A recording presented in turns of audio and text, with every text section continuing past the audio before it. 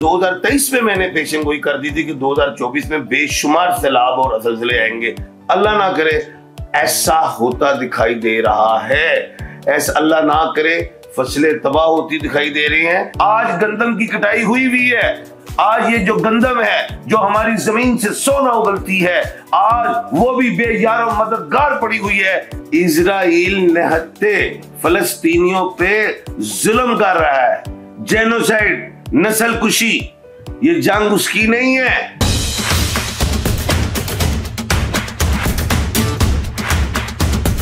अस्सलाम वालेकुम, मैं हूं अस्मा नासिर और आप देख रहे हैं हमारा यूट्यूब चैनल डेली स्कोप। नाज़रीन, आज मेरे साथ जो शख्सियत मौजूद हैं वो किसी तारुफ के मोहताज नहीं हैं। आज मेरे साथ मौजूद हैं एम शहजाद साहब। तो इनसे जानने की कोशिश करूंगी कि इनकी जो प्रिडिक्शन ये अक्सर करते रहते हैं, जो कमोपेश सारी सही साबित होती हैं। इनसे पाकिस्तानी मईशत के बारे में सवालात करूंगी, साथ साथ जो दुनिया में दूसरे मसले मसाइल चल रहे हैं उनके बारे में भी जानने की कोशिश करूंगी कि सितारे जो हैं वो क्या कहते हैं। अस्सलाम वालेकुम सर। वालेकुम अस्सलाम, बिस्मिल्लाहिर्रहमानिर्रहीम। इन्नल्लाह यअमुरु बिल अद्ल वल इहसान। बेशक अल्लाह हुक्म देता है इंसाफ करने का और एहसान करने का। सर, सबसे पहले तो आप ये बताएं, आप ठीक है? आपकी तबीयत सेहत सब ठीक है ना? अल्लाह का बड़ा करम शुक्र अल्हम्दुलिल्लाह। मुझे इतनी खुशी हुई कि आप स्पेशल मेरी तबीयत ही खुश नहीं आई और काफ़ी लोगों को पता चला कि खान साहब बीमार हैं, तो मैं काफ़ी मीडिया आया और मुझे खुशी हुई कि जी आप आएंगे। अल्हम्दुलिल्लाह आपकी दुआओं से ठीक हो। अल्लाह का शुक्र है। सर, ये बताइएगा कि मईशत को मई के महीने में पाकिस्तानी मईशत को क्या आप कहेंगे कि सितारे क्या कहते हैं कि पाकिस्तान की जो मईशत है मई के महीने में कुछ बेहतर होगी या नहीं? मुझे यहाँ पे शेर याद आ गया, सितारे क्या बताएंगे तेरी किस्मत का हाल, ये तो खुद भिखारी हैं जो चक्कर लगाए फिरते हैं। अब हमारे मुल्क की जो सितारे नहीं, सियासतदान है जो बड़े बड़े मैंडेट चोरी करके आके बैठ गए और वो भिखारी और चक्कर लगा के फिरते हैं। तो खैर IMF के पैसे तो हमें मिल गए हैं, एक किस्त तो हमें जारी होगी। हम बड़े तमके लगा लिए हमने जी, हमने पैसे ले लिए। क्या ना मैंने खाए, ना आपने खाए, ना किसान ने खाए, ये खाए किसने? आज बारिश आएगी, वो बिलावल भुट्टो कहते थे बारिश आती है तो पानी भी आता है, बारिश आती है तो पानी भी जाता है। आज बारिश आएगी तो पानी घरों में आएगा, ये याद रखना। आज बारिश आएगी तो फसलें तबाह होंगी। आज गंदम की कटाई हुई है। आज ये जो गंदम है जो हमारी जमीन से सोना उगलती है, आज वो भी बेयार और मददगार पड़ी हुई है कि पास को या हुकूमत उसको उठाए, बारदाना उनको दे। लेकिन वही जागीरदारी निजाम, वही मुरूसी सियासत वाले लोगों को बारदाने मिले और वो तो खरीदारी अपनी गंदम बेच देंगे। मर गया गरीब किसान। तो हमारी मुल्क की माशियत एक अनपढ़ लोगों के पास है। वे कुछ पढ़े लिखे भी होंगे, लेकिन हमारे मुल्क की माशियत जो मैं समझता हूँ उनके हाथ में होनी चाहिए, जो बहुत माशियत नहीं, पूरी गवर्नमेंट हुकूमत होनी चाहिए। जैसे परवेज मुशर्रफ के दौर में ग्रेजुएट असेंबली थी, आज ग्रेजुएट असेंबली नहीं है। अगर आप गौर करें, मैं सियासी बात से हट के बात कर रहा हूँ कि उस ग्रेजुएट असेंबली ने कितनी, यानी कि उनकी दौर में मुल्क में तरक्की होती थी। वो 55-60 रुपए का डॉलर था।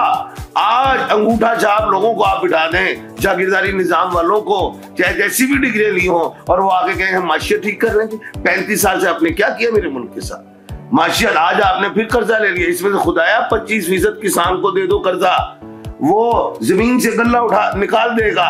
आपने जो कर्जे उठाए हैं दुनिया से वो भी वापस होंगे, हमारी एक्सपोर्ट भी बढ़ेगी। लेकिन ये होना नहीं है, क्योंकि इसमें एक ऐसा ब्रेन जो मुरूसी सियासत का आके बैठ गया। हाँ बिठाए ना, सीएसएस के एग्जाम होते हैं, पूरी पाकिस्तान से मुकाबला होता है, ठीक है, उसमें से ब्रिलियंट बच्चा आता है, और यार इस तरह के बच्चों को बिठाए ना ऊपर।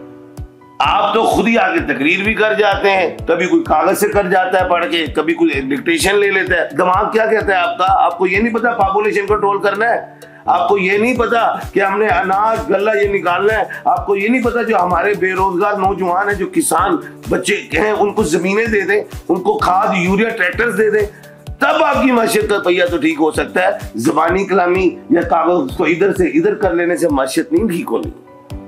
बिल्कुल सर, आपने बिल्कुल सही कहा। सर, ये बताइएगा कि फ़लस्तीन और इसराइल की जो जंग है, आप क्या लगता है कि सुलह की जानिब कुछ कदम आगे इसराइल आएगा और फ़लस्तीन के और इसराइल की जो सुलह बंदी है, सुलह हो जाएगी, जो जंग बंदी है आप देख रहे हैं आने वाले दिनों में जंग बंदी की जानिब सिचुएशन जा सकती है। फ़लस्तीन और इसराइल की जंग नहीं है, इसराइल निहत्ते फ़लस्तीनियों पे जुल्म कर रहा है, जेनोसाइड, नस्ल कुशी, ये जंग उसकी नहीं है। इसराइल, इधर देखें कश्मीर, ये जो कश्मीर में निहत्ते कश्मीरियों के साथ जेनोसाइड की जा रही है, वो क्यों डर रहे हैं? कल को जितना मुसलमान होगा तो पार्लियामेंट में जाके बैठेगा तो हुकूमत उनकी कमजोर होगी, उधर इसलिए जेनोसाइड हो रहा है। इसराइल इसलिए कर रहा है कि वो अपनी वहशत दहशत दिखाना चाहता है, मस्जिद में मैं बहुत आगे हूं तो इसमें भी आगे हूं। आज अमेरिका हाथ उठा ले तो इसराइल खुद वहां से छोड़ के चला जाएगा। कहने का मतलब ये है कि पहले भी इंटरनेशनल कोर्ट ऑफ जस्टिस की खिलाफ वर्जी की, इसके फैसले की सीज फायर्स की तरफ आए, लेकिन इजराइल ने नहीं किया इस पे अमल। अब ये है कि क्या कहते हैं, एक उनके ऊपर अब एक ऐसा मामला आ सकता है नेतन्याहू पे या उनकी जो आर्मी है कि जी इंटरनेशनल कोर्ट ऑफ जस्टिस के हवाले से कि जी इन पे वारंट गिरफ्तारी की जाए। तो अगर अमेरिका हाथ उठा लेता है तो डर जाएंगे, लेकिन वहां तक नौबत नहीं आएगी, सीज फायर की तरफ चले जाएंगे, क्योंकि अमेरिका खुद मुश्किल में चला गया है। जो बाइडेन साहब जो हैं उनका भी इलेक्शन कमजोर हो गया है। जो उन्होंने पहले 40% से हारना था, अब वो क्या कहते हैं, अब वो और बुरे तरीके से हारेंगे, क्योंकि दुनिया की यूथ भी बाहर निकल आई है। इजराइल की अपनी अवाम भी मुख्तलिफ देशों में जहां मुकीम है वो भी बाहर निकल आई है कि फ़लस्तीन के हक में। तो खैर, कहने का मतलब ये है कि ये जो महीना मई का है ये वीनस का महीना है, इसमें मोहब्बत है। मैं नहीं समझता कि कोई बड़े बड़े खड़ाक हो जाएं। अगर गलती कर दी ये बात याद रखना, अब 1 मई से 5-6 मई तक अपने आप को बचा लो। एक वैसे ही मार्जिन दे देता हूं कि 19-20 मई तक बचा लो तो बचा लो, लेकिन एक बात बीच में शिक छोड़ के जा रहा हूं कि 6 मई को जो जुपिटर है वो वेस्ट में गुरूब होने जा रहा है, और उसमें अगर आपने जंग को हाथ भी लगा दिया तो तबाही की दाने पे चले जाओगे। दूसरी बात, माशियत के हवाले से मैंने एक बात बड़ी अहम की थी कि 2024 जो है, या इन तमाम डिजिट्स को काउंट करो तो 8 बनता है। इस साल का बादशाह सियारा मरीख है जिसमें लड़ाई जंगो जदल होती है। इस साल का मिनिस्टर सियारा जो है वो क्या कहते हैं, जोहल है, जिसमें तख्त और तख्ते की लड़ाई भी है, जिसमें फसलें, क्लाउड ब्लास्ट, जिसमें स्ट्रोम्स, अर्थक्वेक, जिसमें फसलों का नुकसान, तबाहकारियां, खुदाई आफात, ये चीजें हो सकती हैं। अभी तो वो महीने भी नहीं आए जिससे पहले, हालांकि 2023 में मैंने पेशन गोई कर दी थी कि 2024 में बेशुमार सैलाब और ज़लज़ले आएंगे। अल्लाह ना करे ऐसा होता दिखाई दे रहा है, ऐसा अल्लाह ना करे फसलें तबाह होती दिखाई दे रही हैं। और ये हमारे नाम पे, अब मैं अपने मुल्क की पहले बात करूं, आज अगर सैलाब आ जाता है तो हमने ऐसे जान के देहात रखे ना पे, हमने वहां पे ना सीवरेज का निजाम रखा है ना कुछ, वहां पे पानी इकट्ठे हो, हम इंटरनेशनली दिखाएंगे ये देखें पानी इकट्ठा हो गया है, ये हमारी आवाम डूब गई है, ये मर गई है, हमें पैसे दो। हम पैसे ले आएंगे, वो खुद खा जाते हैं। तो कहने का मतलब ये है कि हमारे सियासतदानों को सोचना चाहिए, जिनके नाम पे आपने पैसा इकट्ठा किया था पिछले साल भी सैलाबों में, उनकी नालियां देख ले, चेक कर ले जाके, सीवरेज निजाम हुए कि नहीं, अगर नहीं हुए तो पैसा गया कहां। तो खैर, अल्लाह पाक हमारे मुल्क पे और पूरी दुनिया पे अपना करम फरमाए। लेकिन ये साल पूरी दुनिया के हवाले से भी बारिशों के लिए अच्छा नहीं है और ज़लज़लों के हवाले से अच्छा नहीं है। अल्लाह ना करे ये चीजें मैं देख रहा हूँ ऐसा, और फसलें तबाह हों।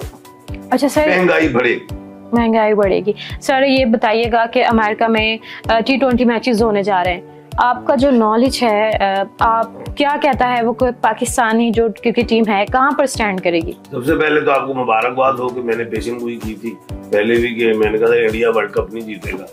मैंने 92 के चैनल, बेशुमार चैनल से कहा। फिर मैंने एक और पेशन गोई की थी कि शाहीन शाह अफरीदी और बाबर आजम का चुनाव होना था कि किसने बनना है करोड़पति, नहीं यार, वो पाकिस्तान क्रिकेट टीम का कप्तान। तो मैंने कहा था बाबर आजम बनेंगे। अब ये भी मैंने कहा था कि बाबर आजम जो अक्टूबर के महीने में जो है 15 अक्टूबर को पैदा हुए हैं, तो मैंने कहा इनका लकी डिजिट 6 है। और ये भी एक बात याद रखिएगा कि ये बाबर आजम ही क़यादत करेंगे अल्लाह के हुक्म से। 37 से 38 साल की उम्र तक बाबर आजम खेलेंगे, बेशुमार ये बड़े बड़े दुनिया के रिकॉर्ड तोड़ेंगे। इंडिया का और पाकिस्तान का मैच है एक अमेरिका में, और एक मैच अमेरिका और पाकिस्तान का है।